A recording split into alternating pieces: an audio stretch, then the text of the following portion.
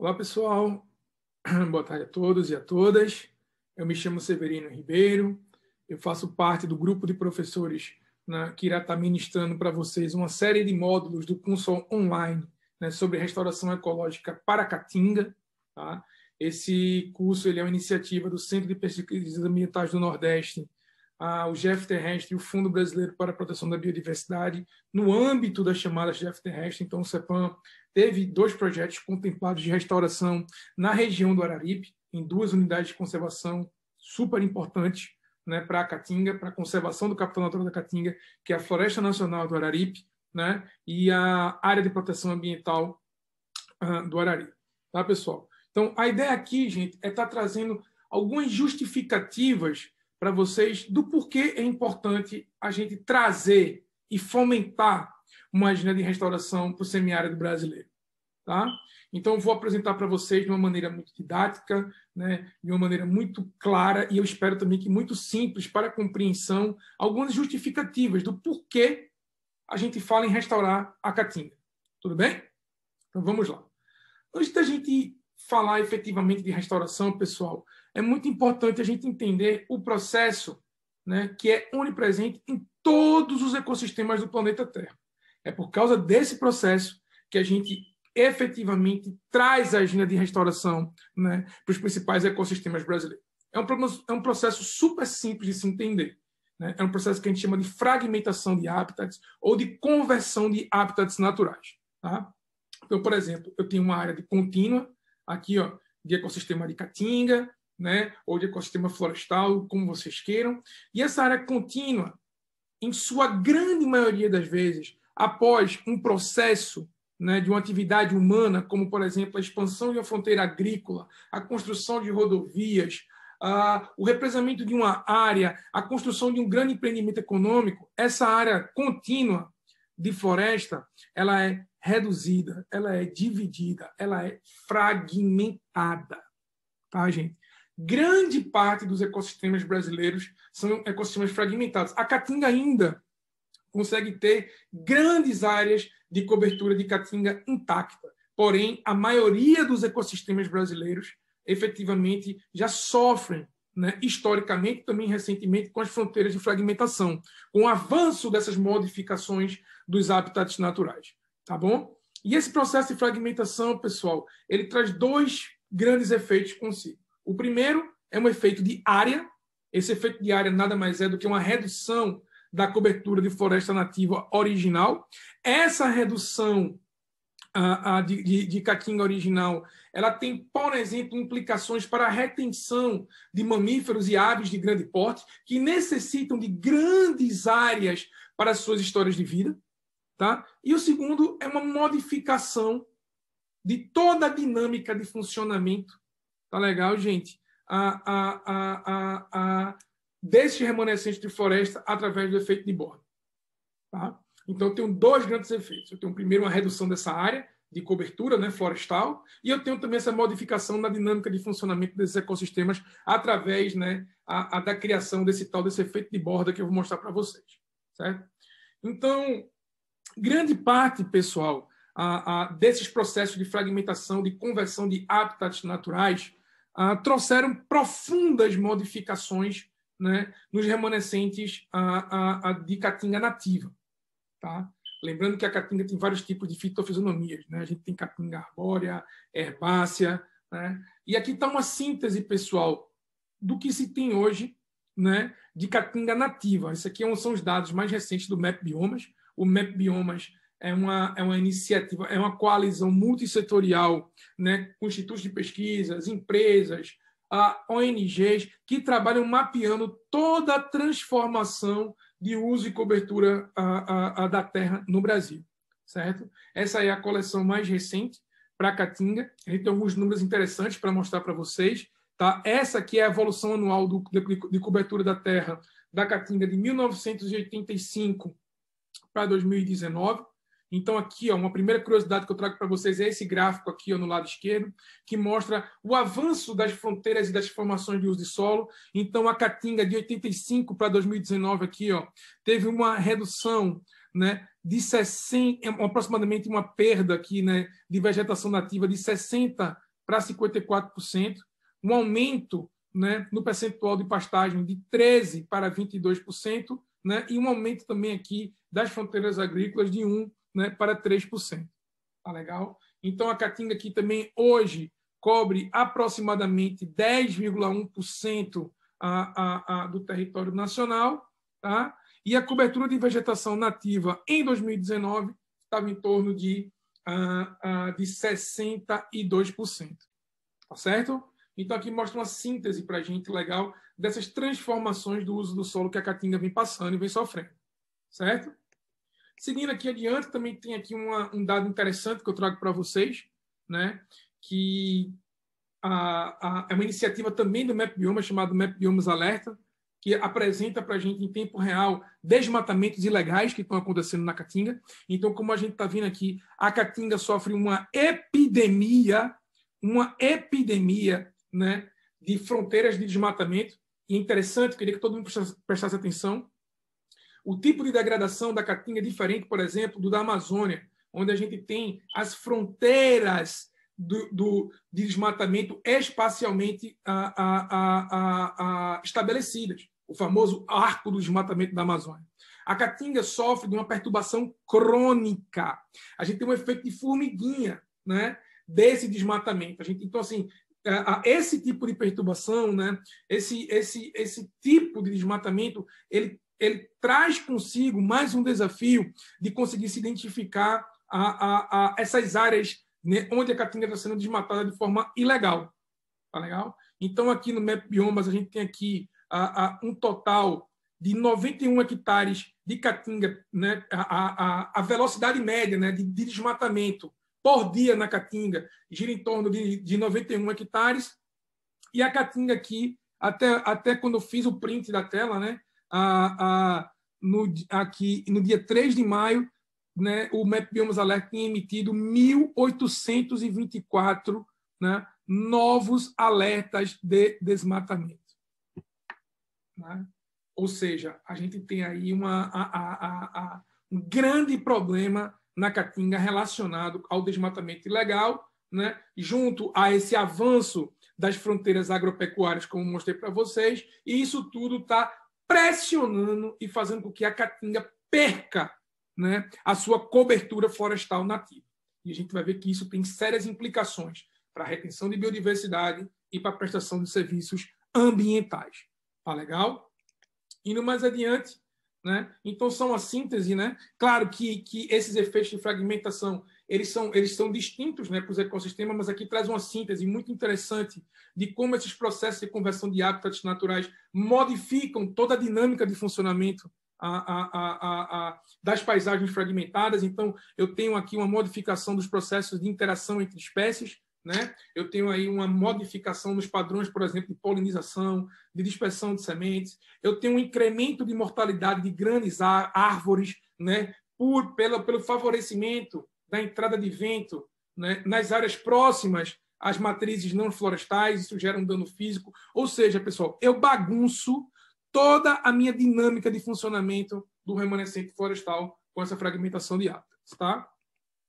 A segunda coisa também, pessoal, é que esse processo de conversão de hábitats naturais ele prejudica muito, né, a fauna, sobretudo animais que são sensíveis a essas modificações causadas pelo homem, né, e animais que necessitam do ambiente, da Caatinga em pé, para poderem manter as suas histórias de vida. Aqui está uma síntese, aqui está 3 belos exemplos de 3 espécies globalmente ameaçadas de extinção. Né? O primeiro é a ararinha azul de Lear, né? Uma espécie globalmente ameaçada. O soldadinho do araripe, uma espécie globalmente ameaçada, e aqui o tatu-bola, né? Essas 3 espécies aqui, elas sofrem, né, para além de questões de defaunação, de caça ilegal, também sofrem demais com esses processos que eu falei com vocês de conversão, né, de hábitats naturais de Caatinga. Tá legal? Então, acho didático mostrar isso, né? Por quê, pessoal? Porque a Caatinga ainda é categorizada como o patinho feio dos ecossistemas brasileiros em termos de biodiversidade, por exemplo. Mas a Caatinga possui muita biodiversidade. É um ecossistema muito rico em espécies e também possui espécies endêmicas exclusivas desse ecossistema e que também, infelizmente, né, estão no status de ameaça muito grande. Tá legal? Vamos seguir. Outro problema relacionado com os processos de conversão de hábitats naturais, pessoal, são a criação, são o favorecimento, né, das fronteiras de desertificação. E eu vou mostrar para vocês que esse processo de desertificação ele traz, gente, muitos prejuízos para a produção de alimentos, para a fixação do sertanejo no campo, né? Então, esse é um processo que ele é globalmente estudado. Infelizmente, aqui está um mapa, né, de vulnerabilidade das áreas globais, né, para esse processo de desertificação. Note aqui o nosso semiárido brasileiro, a região da Caatinga. A maior parte da região da Caatinga ela é categorizada com áreas de alta e muito alta vulnerabilidade a esses processos de desertificação. Né? E com isso a gente traz essa importância da gente conservar a Caatinga em pé. Basicamente, né, o tipo de uso de solo da Caatinga associado aos padrões de Coivara de corte e queima para a abertura de lavouras temporárias dispara, né, esses processos de desertificação associados também àquilo que eu mostrei recentemente para vocês, que são os desmatamentos. Esses efeitos crônicos, né, de retirada de cobertura vegetal da Caatinga. Então, isso é um problema globalmente estudado e o nosso semiárido, aqui eu vou voltar a falar isso aqui, é uma prioridade global, né, de esforços para tentar diminuir esses avanços das fronteiras da desertificação. Tá? Então, segundo as Nações Unidas, né, as Nações Unidas têm um braço, né, das Nações Unidas que se dedica apenas para estudar os processos de desertificação. Tá legal? Então, ele traz um conceito para a gente, então, de acordo com a Convenção das Nações Unidas de combate à desertificação. A desertificação ela é conceituada como a degradação da terra nas regiões áridas, semiáridas, subúmidas e secas, resultante de vários fatores, entre eles as variações climáticas e as atividades humanas. Tá legal, pessoal? Então, esse é o conceito. Aqui está uma foto que a gente conhece muito bem, para quem conhece o semiárido brasileiro e o sertão, né? Esse esgotamento das variáveis de solo, esse esgotamento do solo que praticamente retira toda a capacidade produtiva, né, do solo, que é ocasionado pelo mau uso da terra. Né? Então, esse mau uso da terra, né, em sinergia com variáveis climáticas e químicas, dispara, né, alavanca esse processo de desertificação que é extremamente danoso para o semiárido brasileiro e que talvez seja o principal efeito a ser combatido, né, no contexto, né, de conservação da Caatinga brasileira. Tá legal? Também, gente, essas modificações causadas pelo homem, eles oneram, eles reduzem a capacidade dos ecossistemas proverem esses serviços ambientais. O que são serviços ambientais? Serviços ambientais nada mais é do que são os serviços providos pelo bom funcionamento dos ecossistemas naturais. Produção de água, produção de solo, serviços de polinização, regulação climática, minha gente. Serviços culturais relacionados ao bem-estar humano, à espiritualidade, à recreação, controle biológico para lavouras agrícolas. Tudo isso, gente, são serviços ambientais que são prestados pelo bom funcionamento, né? pela Caatinga em pé. Tá? Então, aqui estão alguns exemplos, né? Aqui é a nossa polinização, né? Aqui está um serviço de regulação. Isso aqui é uma foto uma imagem, né, que eu coloquei da Fazenda Tamboquinha, né, em Belo Jardim, uma área com graves problemas hídricos no estado de Pernambuco. Né? Aí é um brejo de altitude, né, que são manchas de floresta úmidas inseridas no semiárido brasileiro. Né? Aqui está uma área de cobertura florestal de Caatinga importantíssima, né, tanto para a proteção de solo, e na Caatinga a gente tem que proteger solo para reduzir, né, essas fronteiras de desertificação e também prover solo de qualidade para dar suporte à agricultura, né, das famílias sertanejas. Gente? E aqui está uma divisão, pessoal, das principais categorias de serviços ambientais. A gente tem os serviços de provisão, que estão relacionados com os serviços relacionados à produção de alimento, né, como polinização, etc, etc. O serviço de regulação, aqui estão inseridos todos os serviços de regulação climática, os serviços culturais, que são serviços relacionados ao bem-estar humano, a serviços recreacionais, a serviços, a ações religiosas voltados, né, para dentro dos ecossistemas naturais, e os serviços de suporte, que são serviços, por exemplo, que dão condições para que esses outros serviços sejam providos, né? Como, por exemplo, o ciclo do solo, a ciclagem de água, o ciclo da água, etc, etc.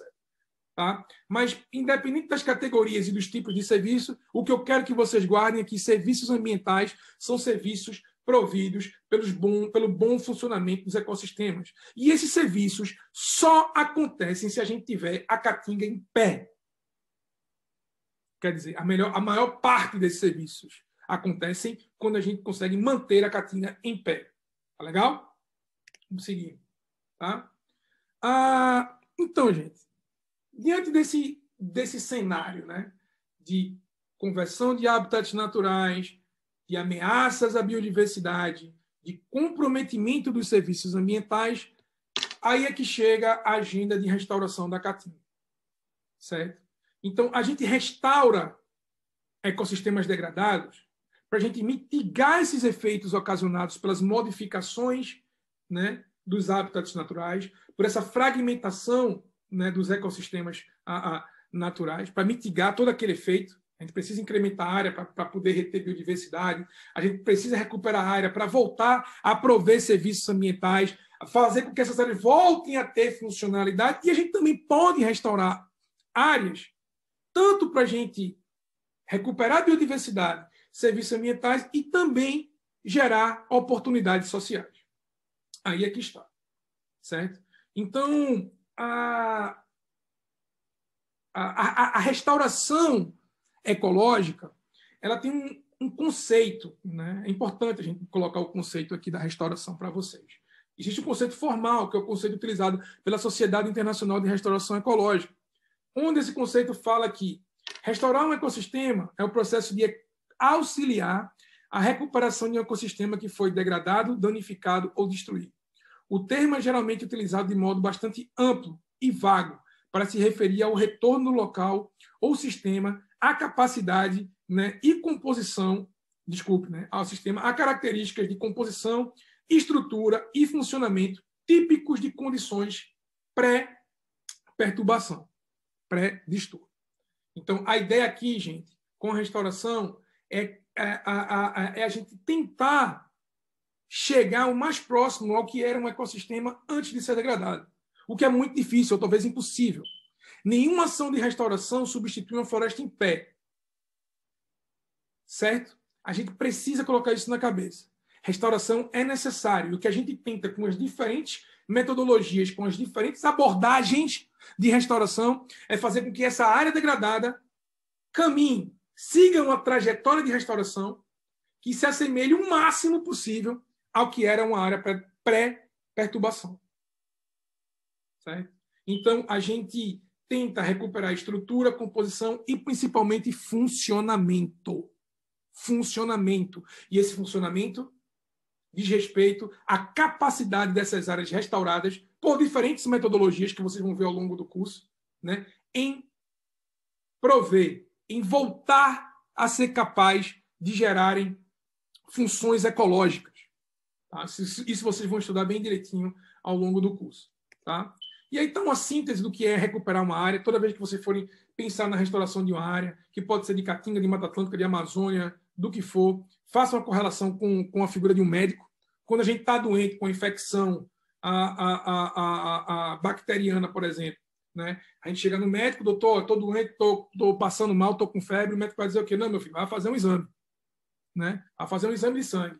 Na volta do exame de sangue, Ele vai olhar lá, está com isso aqui, está com o leucócito baixo, está com não sei o quê, então vai prescrever um tratamento, que é um remédio.